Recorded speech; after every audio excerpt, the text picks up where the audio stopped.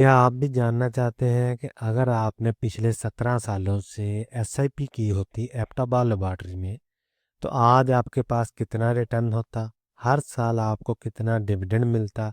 कितना बोनस मिलता? टोटल हमारा एनुअलाइज रिटर्न कितना बनता? टोटल हमारा डिविडेंड कितना बनता? कैपिटल गेन कितना बनता आज के दिन? और डॉलर में हमारा रिटर्न कितना बनता? कितना हम टैक्स पे करते हैं इस पे? कंप्लीट केस स्टडी होगी इस वीडियो में। शुरू करते हैं।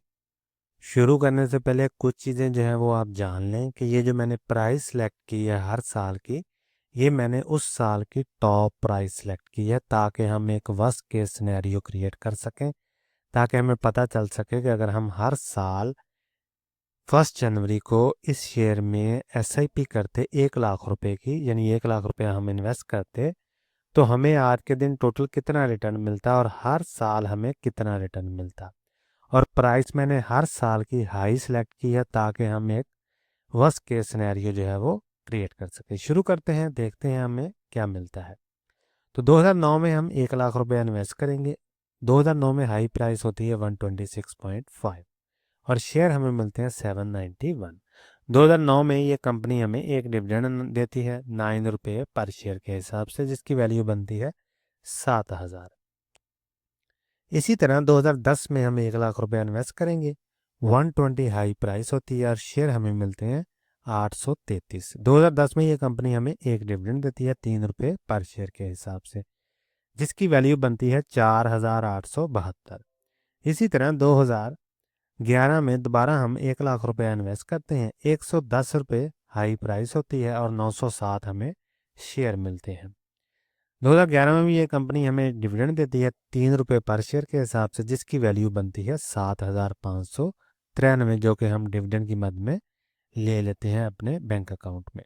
इसी तरह 2012 में दोबारा हम 1 लाख रुपए इन्वेस्ट करेंगे, क्योंकि हम स्टडी कर रहे हैं एसआईपी की, तो उसी हिसाब से हम जो है चल रहे हैं। 234 होती है हाई प्राइस 2012 में और 427 हमें शेयर मिल जाते हैं। 2012 में ये कंपनी 2 डिविडेंड देती है, 4 रुपये पर शेयर के हिसाब से और 3 रुपये पर शेयर के हिसाब से, जिसकी वैल्यू बनती है 11,000 और 8,000, जो कि हम डिविडेंड की मद में ले लेते हैं।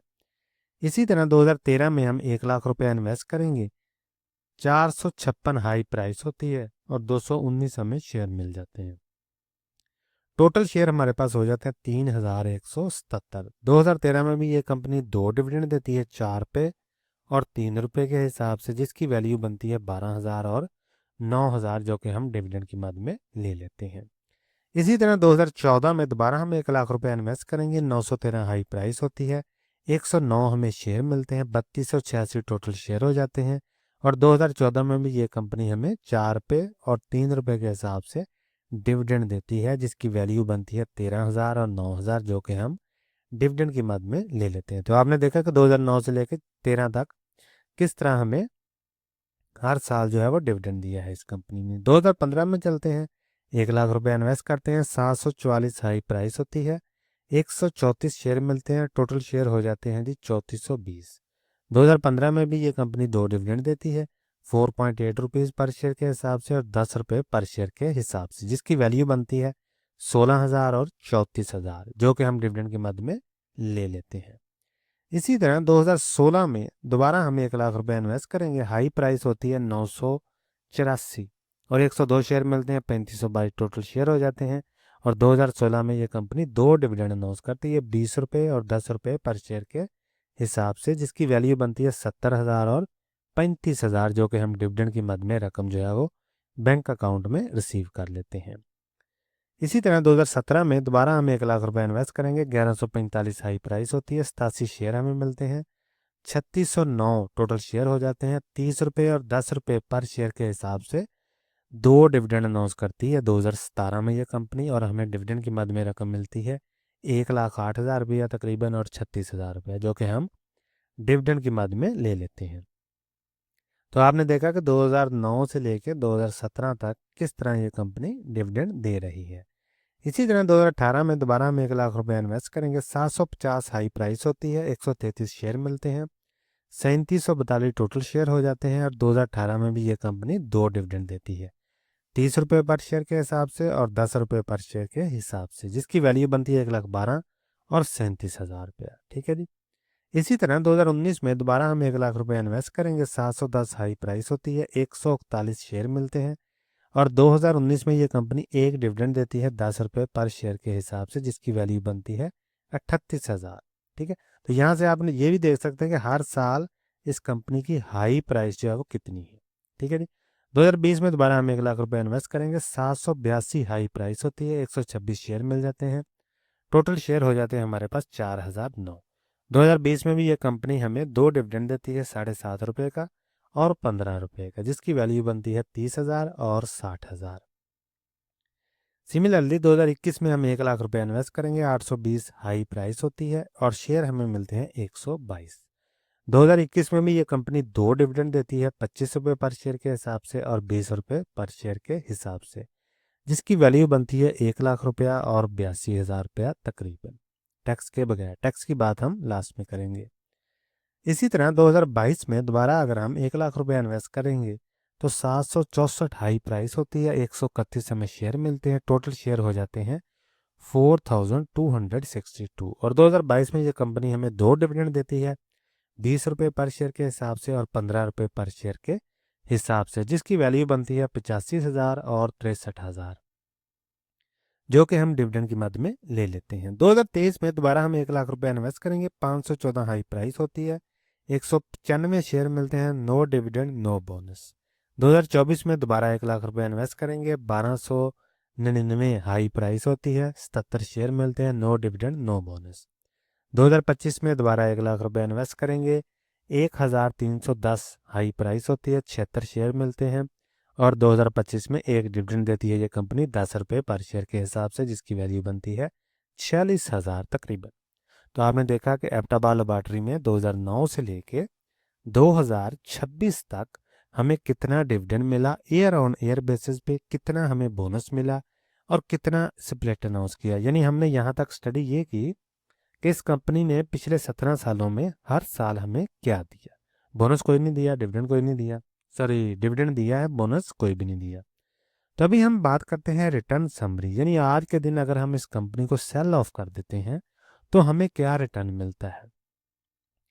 ये देखें, ये रिटर्न समरी में आते हैं 1 जनवरी 2009 से लेके 23 फेब 2026 तक, क्योंकि मैं ये वीडियो बना रहा हूँ 23 फेब को, तो 23 फेब को मैंने जो है वो प्राइस सेलेक्ट की है। तो शेयर हमारे पास आ गए टोटल, ये देखें 4,610 टोटल शेयर आ गए। 23 फेब को प्राइस है इसकी 1138। आप तक हो सकता है ये वीडियो लेट पहुंचे, हो सकता है 15 दिन बाद, 20 दिन बाद, तो उस हिसाब से आप इसको इग्नोर कर सकते हैं। ठीक है, वैल्यू इसकी बनती है तकरीबन 52 लाख रुपया और कॉस्ट हमारी कितनी आई है 17 लाख रुपया, क्योंकि हमने हर साल 1,00,000 रुपया इन्वेस्ट किया है, तो उसी के अकॉर्डिंगली 17 सालों में हमने 17 लाख रुपया इन्वेस्ट किया है। तो अगर हम इसे आज सेल कर देते हैं तो हमारे पास जो प्रॉफिट आएगा वो तकरीबन आएगा 35 लाख का, जो कि 209% बनता है। डिविडेंड की मद में हमने टोटल रकम ले ली है 10 लाख की, जो कि बनता है 61% तकरीबन। ठीक है जी। टोटल गेन हमारे पास आ जाएगा डिविडेंड प्लस अनरियलाइज्ड प्रॉफिट, तो ये बनता है 45,97,000 तकरीबन, 270%। एनुअलाइज रिटर्न जो कि बनता है 16.10%, ये अहम चीज़ है। इसी की मदद से आप सेम सेक्टर में दूसरी कंपनीज के साथ इस कंपनी को कंपेयर करेंगे। सेम एक्सआई या एनुअलाइज रिटर्न की बेसिस पे आप दूसरे सेक्टर की कंपनियों को भी कंपेयर कर सकते हैं और दूसरी एसेट क्लास को भी कंपेयर कर सकते हैं एसआईपी के ज़रिए और एनुअलाइज रिटर्न के ज़रिए। ठीक है, ताकि आपको एक क्लियर पिक्चर मिल सके। यहाँ तक तो हमने बात कर ली है जी बगैर टैक्स की। अभी हम बात करेंगे टैक्स की। डिविडेंड पे 10 लाख वसूल किया हमने ग्रास में और टैक्स इस पे लगेगा हमें 15%। ये कम या ज़्यादा हो सकता है, इसको आप इग्नोर कर सकते हैं, लेकिन मैंने सेलेक्ट किया है 15%, क्योंकि यूजली मैक्सिमम 15% ही होता है। तो ये हमारा टैक्स कट गया 1,56,000 और आफ्टर टैक्स हमारे पास अमाउंट बचती है 8,99,000 रुपया। कैपिटल गेन की मद में हमने जो, अगर हम इसे सेल करते हैं आज, तो तकरीबन 35 लाख का हमें कैपिटल गेन होगा, जिस पे 15% हमें टैक्स देना पड़ेगा। लेकिन ये भी डिपेंड करता है कि लॉन्ग टर्म में आपका कैपिटल गेन हो सकता है ज़ीरो हो जाए, क्यों, ये डिपेंड करता है कि हर साल की एफबीआर की टैक्स की क्या पॉलिसी है। तो ये भी मैंने मैक्सिमम सेलेक्ट कर लिया है 15%। तो ये तकरीबन बनता है 5,32,000 टैक्स की मद में हम देंगे। आफ्टर टैक्स जो है वो अमाउंट बचती है तकरीबन 30 लाख रुपया। तो यहाँ टोटल आ गया हमारा 45,97,000 रुपया ग्रास, और 6,99,000 टोटल टैक्स दिया हमने, और हमारे पास 39 लाख तकरीबन नेट में प्रॉफिट आएगा। यहाँ पे मैंने ब्रोकर का कमीशन की फ़ीस, सीडीसी की फ़ीस, एनसीसीपीएल की फ़ीस वो ऐड नहीं की, वो भी थोड़ी बहुत बनती हैं। ठीक है जी। तो यहाँ तक हमने बात कर ली टैक्स की। आगे हम बात करेंगे डॉलर में, कि डॉलर में इसका रिटर्न कितना बनेगा। तो हमारी कॉस्ट कितनी आई है 17 लाख, क्योंकि हमने एसआईपी की है 1 लाख रुपए की हर साल। तो हमारे पास आ गया जी टोटल 17 लाख रुपए। तो डॉलर में कितनी कास्ट आई, 13,175 डॉलर में। किस तरह कास्ट आई है, डॉलर में इस तरह कास्ट आई है कि हमने 2009 से लेके 2025 तक हर साल एसआईपी की है। तो हर साल की हमने डॉलर की जो कीमत है वो ले ली है, और उस सब को हमने जमा कर लिया है। तो जमा करने के बाद टोटल हमारे पास डॉलर आते हैं 13,175। डॉलर में टोटल गेन कितना हुआ है, तो ये हमने काउंट किया है ऐसे कि यहाँ पे जो टोटल गेन हुआ है बगैर टैक्स के 45,97,000 रुपया, उसको हमने डॉलर में कन्वर्ट कर लिया है आज के दिन के हिसाब से 278 जो डॉलर की प्राइस है उसके अकॉर्डिंगली। तो हमारे पास बनता है 16,539 डॉलर। तो प्रॉफिट एंड लॉस टोटल हमारे पास आ गया जी 126 का प्रॉफिट होया है। ठीक है जी। इन्फ्लेशन को हमने एडजस्ट नहीं किया, इन्फ्लेशन क्योंकि हम फ्यूचर में एडजस्ट कर सकते हैं ताकि हमें परचेजिंग पावर का पता चल सके। हम बात कर रहे हैं हिस्ट्री की, पास्ट की, तो इसलिए मैंने जो इन्फ्लेशन है उसे एडजस्ट नहीं किया। ठीक है जी।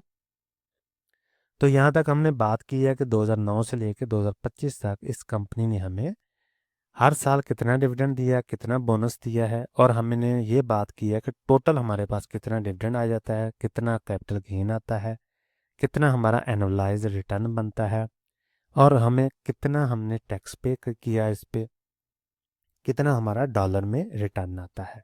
यहाँ आप एक बात जहन में रखें कि यहाँ पे जो मैंने प्राइस सेलेक्ट की है वो मैंने की है उस साल की हाई प्राइस। तो अगर आप फ्यूचर में कोई भी शेयर हो जिसमें आप एसआईपी करना चाहते हो, तो आप अगर उसको वीकली, मंथली या बाई एनुअली के हिसाब से शेयर को बाय करेंगे तो आपकी एवरेज बाय प्राइस जो है वो कम आ जाएगी। तो उस हिसाब से आपका रिटर्न जो है वो बेहतरीन होगा। ठीक है जी। क्योंकि हमने सिलेक्ट किया है, एक वर्स्ट केस सिनेरियो क्रिएट किया है कि अगर हम हर साल टॉप पे शेयर को बाय करते जा रहे हैं तो हमें क्या रिजल्ट आएगा। इसी को आप फ्यूचर में भी प्रिडिक्ट कर सकते हैं कि अगर कंपनी के फंडामेंटल चेंज ना हो और कंपनी इसी तरह हमें डिविडेंड वगैरह देती रहे, तो हमारा रिजल्ट फ्यूचर में भी अगले 17 सालों में, 15 सालों में, या जितने भी सालों की आप केस स्टडी करेंगे उसी के अकॉर्डिंगली हमारा फ्यूचर में भी रिटर्न वैसा ही बनेगा, अगर कंपनी के फंडामेंटल बहुत ज़्यादा चेंज नहीं होते। ठीक है जी। तो पास की हिस्ट्री जो है इससे हम ये जान सकते हैं कि इस कंपनी ने पिछले सालों में हमें क्या कुछ दिया, क्योंकि पिछले 17 सालों में हालात बुरे भी रहे हैं, अच्छे भी रहे हैं। तो उस सूरत में इस कंपनी ने कैसा परफॉर्म किया है ताकि हमें एक क्लियर कट पिक्चर मिल सके कि इस कंपनी ने पास में इन्वेस्टर का ख्याल रखा है या नहीं रखा। ठीक है जी। तो ये थी जी केस स्टडी। अगर आपका कोई भी सवाल हो तो कमेंट सेक्शन में ज़रूर पूछें। मिलते हैं अगली वीडियो में। अल्लाह हाफिज़।